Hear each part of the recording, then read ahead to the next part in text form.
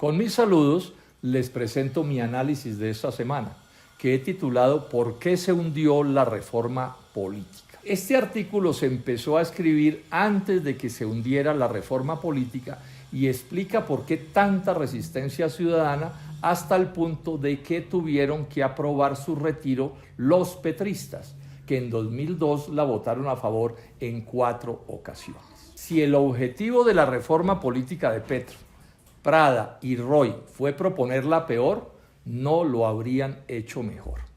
Y se tramitó, así ahora se hagan los locos, con el respaldo de todas las fuerzas petristas, es decir, de Santos, Samper y Gaviria, y de los partidos liberal, conservador de la U, Verde y Pacto Histórico. Apoyo que le dieron porque era la reforma más descaradamente sastre posible, es decir, la más hecha a la medida de sus intereses. Se trató de la peor porque su propósito principal fue reelegir a los actuales parlamentarios de mayoría petrista en 2026 para comprárselos, esa es la palabra, y que respaldaran hasta los mayores disparates del actual gobierno.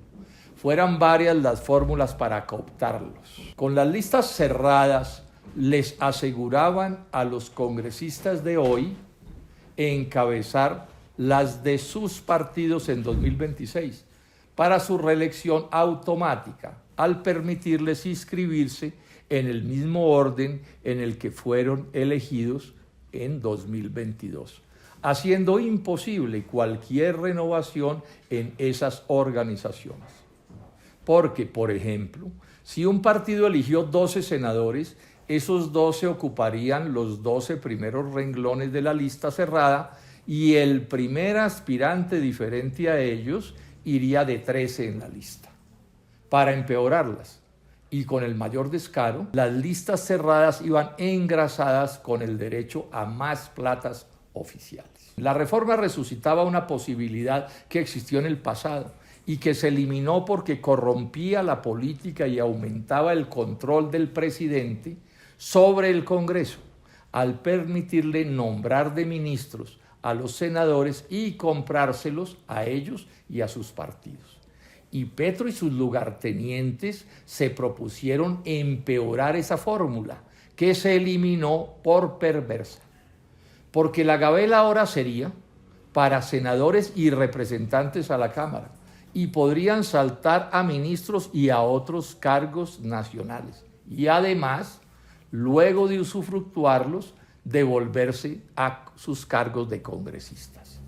Y podrían apelar al transfugismo de un partido a otro y candidatizarse sin cortapisas para alcaldes y gobernadores. Habría más plata además del Estado para los partidos, dineros que no evitarían que las elecciones se siguieran financiando con platas corruptas, porque esas se mueven en secreto y en maletas o en bolsas llenas de fajos de billetes. El proyecto no tocaba al Consejo Nacional Electoral ni a la registraduría, grandes poderes que no representan la democracia, sino la partidocracia que ha gobernado a Colombia.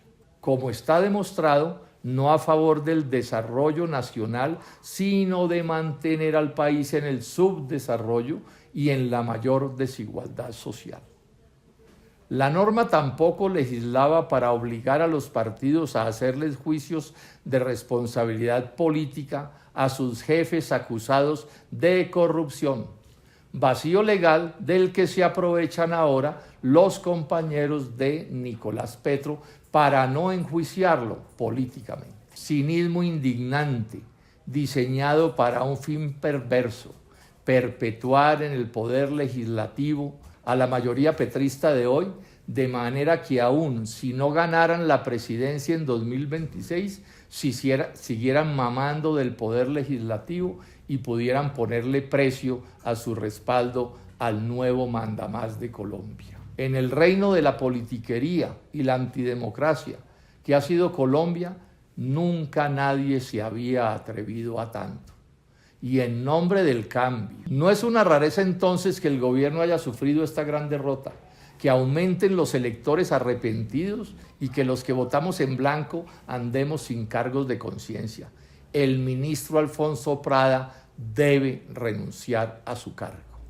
Bogotá, 25 de marzo de 2023.